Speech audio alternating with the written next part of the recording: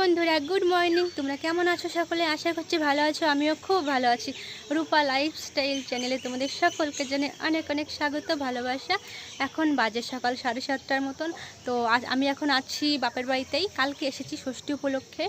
যাই হোক, তো ছাদে এসেছি তোমাদের সঙ্গে একটু কথা বলবো সেই জন্য। আর দেখো, আমার ঠোঁটের উপরে একটা ফোড়া হয়েছে, প্রচণ্ড ব্যথা, কথা বলতে অসুবিধা হচ্ছে। আর এখন আমার মা যাবে পুজো দিতে। আমাদের বাড়ির সামনে একটা কালী মন্দির আছে, সেখানটায় মা যাবে পুজো দিতে। তো আমিও যাব, মাকে একটু সাহায্য করে দেবো আর কি। মার শরীরটা যেহেতু ভালো নয়। তো চলো, বেশি কথা বলবো না, তোমরা দেখতে থাকো ভিডিওটা।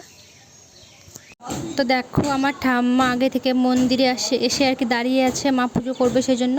আর দেখতে পাচ্ছ বট গাছটা, এটা আমাদের মন্দিরের পাশে একটা বট গাছ, অনেকটা বড়। তো বেশ ছায়া থাকে জায়গাটা, খুবই ভালো লাগে। আর এদিকে চলে এসেছি, এখন আমি ঘরটা মুছে নেব। তো চলো, তো মন্দিরের আশেপাশটা দেখতে পাচ্ছ। আর বট গাছটা কিন্তু অনেকটা পরিমাণে বড়। তো বন্ধুরা দেখো, মা আমাকে বালতিতে করে জল এনে দিয়েছে। তো আমি এখন ঠাকুর ঘরটা ভালো করে মুছে নেব। তো যেটা দিয়ে আর কি আমি ঘরটা মুছবো, তো এই জিনিসটা দিয়ে আমি ঘর মুছতে পারছি না, একদম অন্যরকম একটা জিনিস।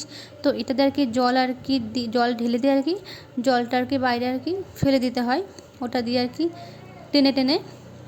তো মাকে বললাম আমি এটাতে ঘর মুছতে পারবো না, আমাকে বাড়ি থেকে একটা কিছু ন্যাকড়া এনে দাও। তো এটাতে মুছলে কী হবে বলো তো? শুধুমাত্র জলটা আর কি টেনে টেনে বাইরে ফেলতে হবে, কিন্তু অনেকটা পরিমাণে ভিজা থাকবে, শুকাতে টাইম লাগবে সেই জন্য।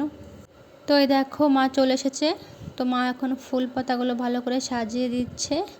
তো আমাদের এখানে না কালী পুজো করা হয়। তো এখানে কোনো মূর্তি নেই, ওই ফটো আছে, ওখানটায় আর কি পুজো দেওয়া হয়। মূর্তি থাকলে তো রোজ দিন সকালে বিকালে একটা লোক লাগবে পূজা করার জন্য।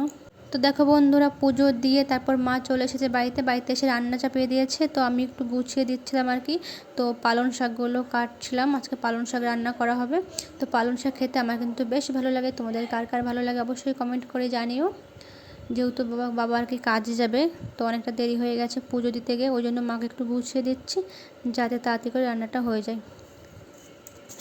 তো দেখো, রান্না হয়ে গেছে। তো ঝিঙে দিয়ে আলু দিয়ে মাছ দিয়ে তরকারি রান্না করা হয়েছে। তো আর রান্না করেছে মাছের মাথা দিয়ে আর কি পালন কানা বলছি, সরি। তো পুঁই শাক রান্না করেছে। তো ওদিকে ঠাম্মা এসে গেছে, ঠাম্মাকে তো ভাত বেড়ে দেওয়া হয়েছে।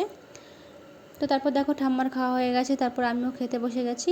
তো চলো বন্ধুরা, ছোট্ট একটা ভিডিও তোমাদের সঙ্গে শেয়ার করলাম। ভিডিওটা আমি এখানেই শেষ করছি। টাটা।